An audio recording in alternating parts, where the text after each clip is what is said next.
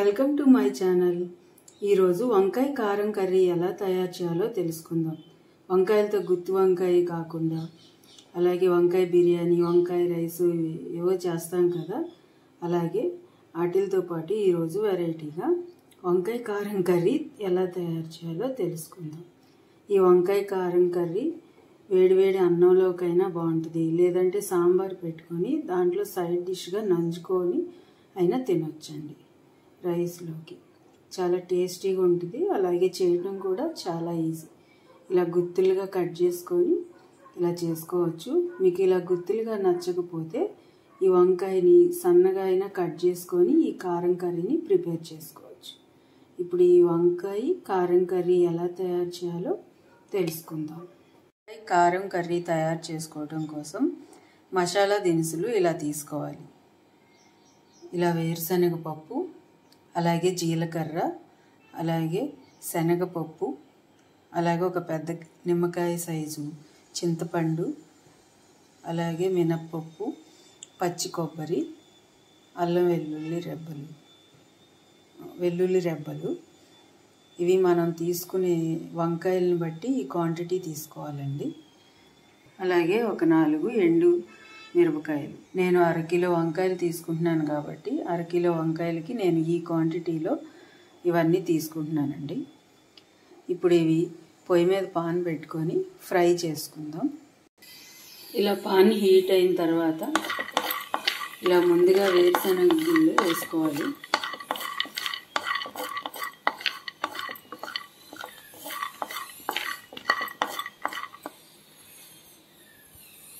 ఇలా ఫ్రై అయిన తర్వాత కాస్త దీనిలోకి మినప్పప్పు కూడా యాడ్ చేసుకోవాలి. అలాగే శనగపప్పు,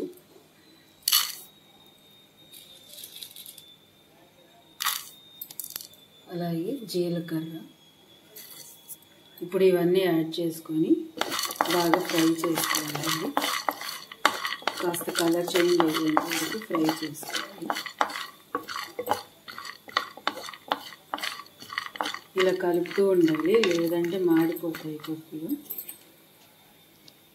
ఇలా పప్పులన్నీ ఫ్రై అయిన తర్వాత ఇప్పుడు దీనిలోకి పచ్చి కొబ్బరి కూడా యాడ్ చేసుకోవాలి.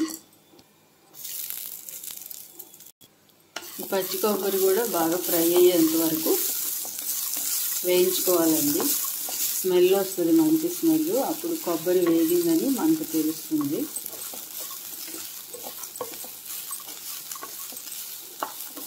స్టవ్ మీడియం ఫ్లేమ్లో పెట్టుకుంటే అన్నీ బాగా పచ్చివాసన పోయేంత వరకు కరెక్ట్గా ఫ్రై అవుతాయండి. హై ఫ్లేమ్లో పెట్టుకుంటే పప్పులు వేగకుండా మాడిపోతాయి.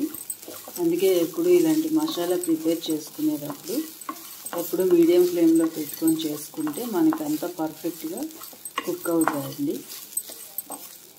ఇప్పుడు ఈ పప్పులు అంతా బాగా ఫ్రై అయిపోయినాయండి. ఇక ఇలా డ్రైగా వచ్చేయాలి. కొబ్బరి కూడా ఏగిపోయింది, ఇలా మంచి స్మెల్ కూడా వస్తుంది. ఇప్పుడు దీనిలోకి ఎండుమిరపకాయలు యాడ్ చేసుకోవాలి. ఇవి కూడా యాడ్ చేసుకొని ఫ్రై చేసుకోవాలి. కాస్త ఒక 5 మినిట్స్ ఫ్రై చేసుకుంటే ఎండుమిరపకాయలు కూడా వేగిపోతాయి. ఇలా ఎండుమిరపకాయలు కూడా ఫ్రై అయిన తర్వాత ఇప్పుడు స్టవ్ ఆఫ్ చేసుకొని ఈ పప్పులు పూర్తిగా చల్లారిపోవాలండి. చల్లారిపోయిన తర్వాతే మిక్సీ వేసుకొని మెత్తగా పొడిలా చేసుకోవాలి. వేడివేడి మీద అస్సలు వేయకూడదు, పూర్తిగా చల్లారిపోవాలి. ఇదంతా ఇలా పూర్తిగా చల్లారిపోయిన తర్వాత ఇలా మిక్సీ జార్లోకి ట్రాన్స్ఫర్ చేసుకోండి. ఇప్పుడు వీటితో పాటు కాస్త వెల్లుల్లి రెబ్బలు, అలాగే చింతపండు, అలాగే ధనియాల పౌడర్. మీ దగ్గర ధనియాల పౌడర్ లేకపోతే ధనియాలు కూడా ఫ్రై చేసి వీటితో పాటు వేసుకోవచ్చు. నా దగ్గర ధనియాల పౌడర్ ఉంది కాబట్టి ఆల్రెడీ నేను ఇలా యాడ్ చేస్తున్నాను. వంకాయ కారం కర్రీ అన్నాను కదా, ఇప్పుడు ఇవన్నీ వేసుకొని కారం ప్రిపేర్ చేసుకోవాలి. అలాగే దీనిలోకి కాస్త పసుపు కూడా యాడ్ చేయండి. అలాగే మన టేస్ట్కి తగ్గట్టు సాల్ట్. ఇప్పుడు ఇవన్నీ యాడ్ చేసుకొని గ్రైండ్ చేసుకోవాలి. అప్పుడు కారం రెడీ అయిపోతుంది. ఇలా ఈ కన్సిస్టెన్సీలో కారం రెడీ చేసేసుకోవాలండి. ఇప్పుడు కారం రెడీ అయిపోయింది. ఇప్పుడు ఈ కారం ఒక ప్లేట్లోకి తీసుకొని వంకాయల్ని కట్ చేసుకుందాం. ఇలా ఒక ప్లేట్లో తీసుకొని పక్కన పెట్టేసుకోండి. ఇప్పుడు ఈ కారాన్ని వంకాయలు కట్ చేసుకొని గుత్తుల్లాగా ఆ వంకాయల్లోకి ఈ కారం పెట్టాలి, స్టఫింగ్ లాగా. ఇలా పౌడర్ని ప్లేట్లోకి తీసుకొని వంకాయల్ని ఇలా కట్ చేసుకోవాలండి. ఇలా ప్లస్ లాగా ఇలా గుత్తిలానే ఉంచుకోవాలి వంకాయని. ఉంచుకొని ఇప్పుడు దీనిలోకి స్టఫింగ్ ఇలా పెట్టుకోవాలి. ఇలా దీని నిండా ఇలా ఫుల్గా నింపేయాలి. ఇలా నింపుకొని ఒక ప్లేట్లోకి తీసుకొని పక్కన పెట్టుకోండి. ఇలా అన్ని వంకాయల్ని ఇలా నింపుకోవాలండి. ఇలా వంకాయలన్నిటిలో ఈ కారం పెట్టుకొని ఇలా స్టఫింగ్ చేసుకోవాలండి. మొత్తం రౌండ్ వంకాయలు అయితే ఇంకా చాలా బాగుంటాయి చూస్తాకి. నేను ఇలా పొడుగు వంకాయలు తీసుకున్నాను కాబట్టి ఇలా ఉన్నాయి. ఇప్పుడు ఇలా పెట్టేసుకున్నాం కదా. ఇప్పుడు పొయ్యి మీద పాన్ పెట్టుకొని వీటిల్ని ఫ్రై చేసుకుందాం. ఇప్పుడు పొయ్యి మీద ఇలా పాన్ పెట్టుకొని ఆయిల్ హీట్ అయిన తర్వాత ముందుగా మనం కట్ చేసి పెట్టుకున్న ఉల్లిపాయల్ని యాడ్ చేద్దాం. ఇలా ఉల్లిపాయలు యాడ్ చేయాలండి. దీనిలో కాస్త ఆయిల్ ఎక్కువే పడుతుంది.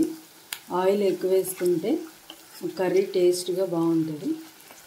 స్టవ్ మీడియం ఫ్లేమ్లో పెట్టుకొని ఈ ఉల్లిపాయలు బాగా ఫ్రై చేసుకోవాలి. ఇలా ఫ్రై చేసుకునేటప్పుడు కాస్త పసుపు కూడా యాడ్ చేయండి. అలాగే టేస్ట్కి తగ్గట్టు సాల్ట్ కూడా యాడ్ చేయండి. ఈ ఉల్లిపాయలు సాల్ట్ యాడ్ చేయడం వల్ల ఉల్లిపాయలు కాస్త త్వరగా మగ్గిపోతాయి.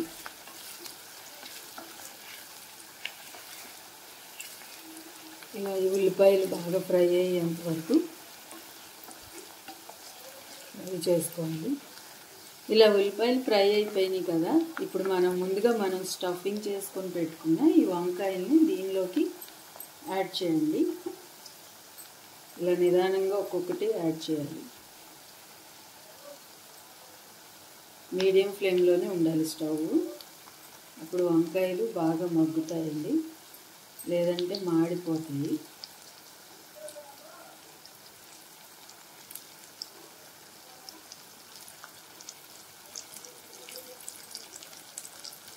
ఇలా వేసుకున్నాం కదా.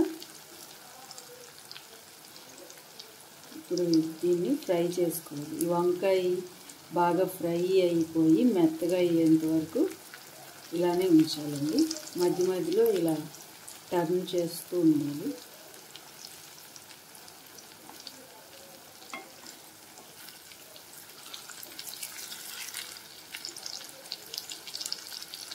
ఇలా చాలా స్లోగా ఫ్రై చేసుకోవాలి. అప్పుడు వంకాయ బాగా మగ్గుతుంది లోపలంతా.